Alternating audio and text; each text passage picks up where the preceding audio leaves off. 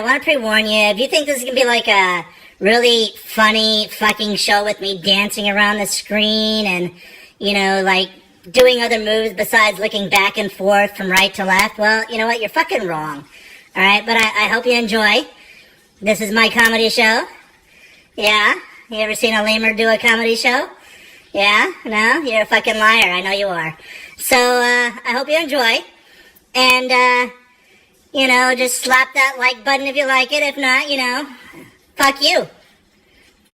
Alright, so someone asked, you know, how did you become like a famous lemur? And I'm like, oh, you know what? Alright, so, you know, I've been around the block a couple of times, and, you know, I was just walking down the street one day. You can't make this shit up, you know, you really can't. So, you know, here comes this kid, and he's like, sir, you know, would you like to buy a lemonade? And I was like, yeah, where's your fucking lemonade stand?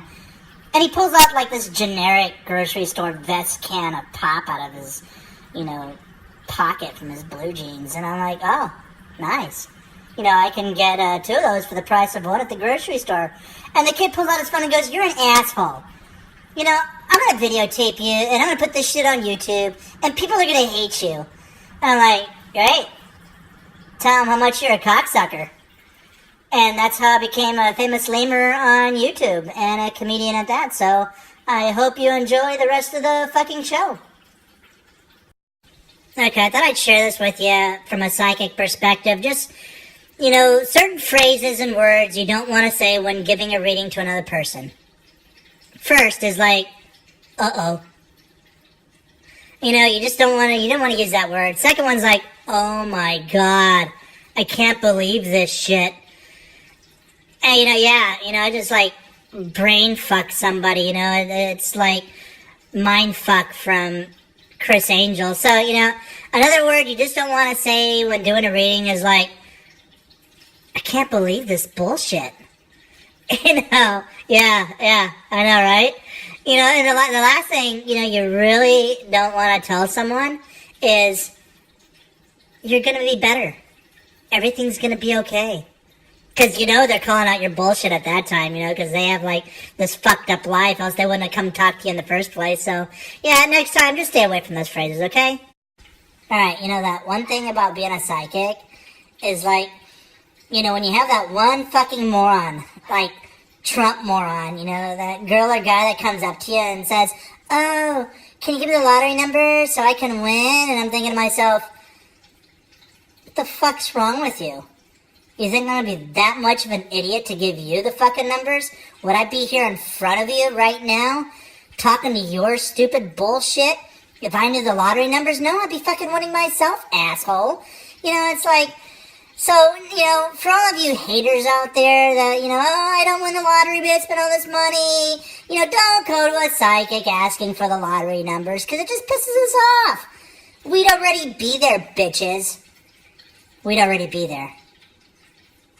You know, like, the worst thing about being a psychic and a medium is, you know, you just know stupid shit that you're not supposed to know. So, you know, here I am, and everyone's like, oh, North Korea this and North Korea that, and oh, Trump's fucking up the world, and global warming, and all this other bullshit. And I'm like, and they're like, oh, you know, it's like, this Halloween's supposed to be the most scariest, and all these movies that are coming out are so, like, realistic and lifelike, the new Flatliners. And I'm thinking to myself, you know, I see dead people all the time, so, you know, it's like Friday the fucking 13th for me every fucking night and day.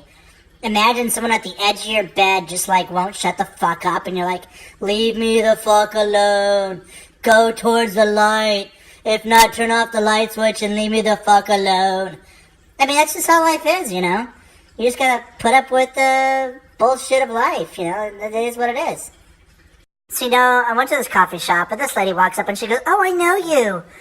Aren't you that psychic, ghost hunter, tarot reader, palm reader, and medium that sees dead people? And I'm like, yeah? What the fuck you want? And she was like, oh, can you please, like, read my colors of my aura and tell me how the 3-ring show circus of my life is going? And I'm like, yeah, sure. Have a seat. And she was like, oh, and then she lays down all this crap on me about her life, and all this bullshit of everything going on. And, like, she fixes her own problem during the conversation that we're having, and I'm like, okay. She goes, so what should I do? And I'm like, trust in yourself. And she was like, oh, that sounds so great. Oh, you're so wise. And I'm like, yeah, you know what? Because I'm a fucking psychic. Alright, so a lot of people know me. I collect rock stones, minerals, fossils, dinosaur bones. But, here's the most one fucked up time that I did. So, a lot of people come up to me and say, oh, hey, can you talk about the energy and vibration and frequency of these healing stones? And I was like, yeah.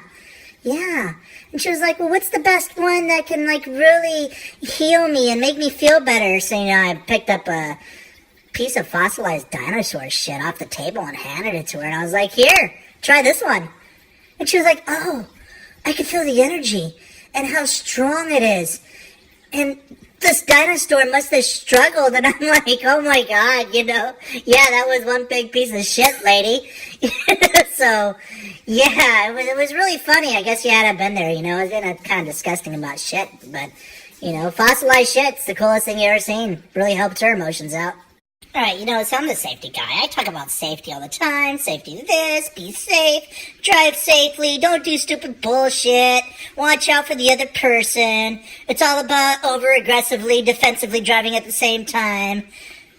And, so my son, he's not a truck driver, right? And I'm like, oh, fuck. Big rig time. Crashing in this shit. And the first thing that crosses my mind is like, Mad Max. Driving that tractor rig and just blowing shit up and stuff like that. And I'm like, oh, Jesus fucking Christ. What have I done? I was never a truck driver, but yet he's following in my footsteps with logistical transportation. That's what we call it these days, So I'm like, hey son, tell me about how your job did. What'd you do all last week? And he goes, oh, just sat on my ass, driving around. That's about it. I'm like, man, maybe he did follow my footsteps. Alright, so I'm your average American. I watch porn, I admit it. A couple of times a day maybe. But, here, I get this email from Google. And Google's sending me this email saying, since 2007, you've Googled 47,000 times. And thank you for your cooperation in helping us with our better search engine. I'm scratching my fucking head going, holy shit, I didn't realize that I could Google 47,000 different ways to look up porn, because that's the only thing I ever look up Google for, because everything else is in a fucking app or some shit like that. So I'm like, oh man, I wonder what's gonna happen in the next 7 fucking years.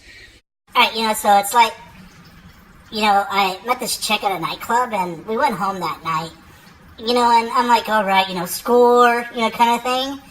And, so we get back to the apartment and getting ready to get down and jiggy with it.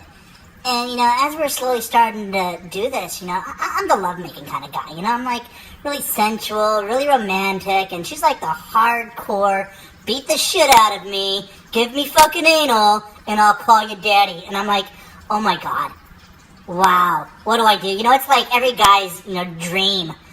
So I'm like, okay, I'm feeling like a newbie at sex and being a virgin all over again. Oh, okay, I'll spank you in the ass.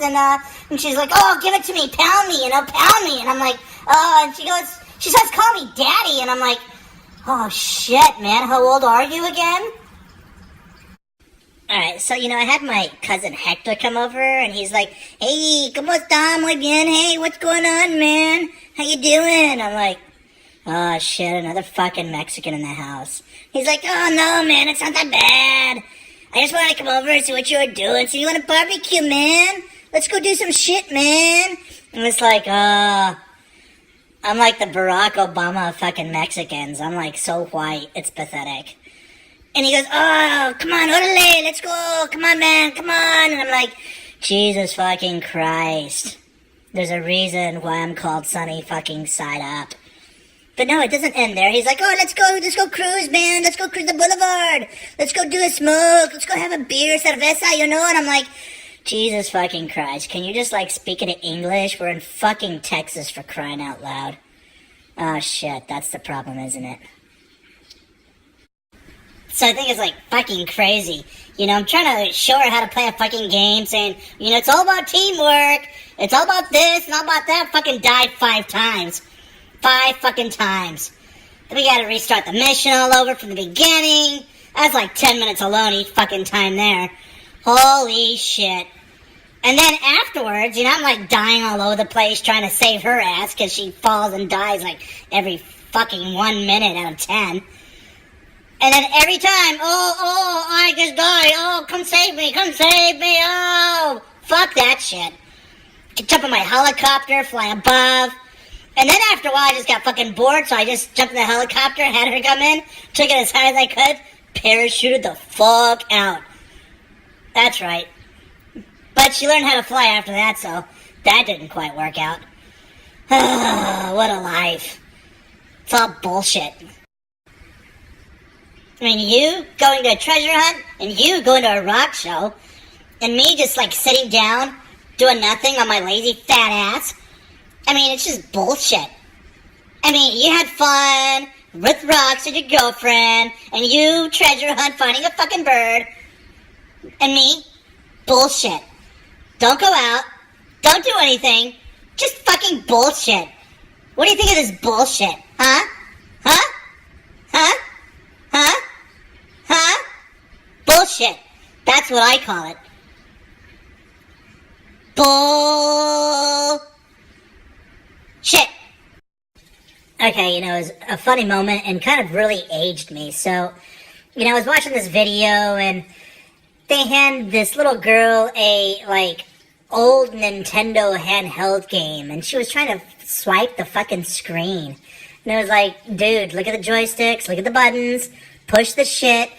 And this little girl, I mean, she had been like 3 years old, 2 years old, I don't know. She just kept on swiping the screen and nothing was happening. Swipe, swipe, swipe. And I'm thinking to myself, man, fuck. What if rotary phones never went away altogether? What if people still had to put a quarter inside the telephone machines outside where Clark Kent jumps out in his Superman cape? What if we were still wearing, like, old baggy clothes? And I thought to myself, holy shit, that never went away. Alright, so, you know, let's just say I'm a devout Catholic, right?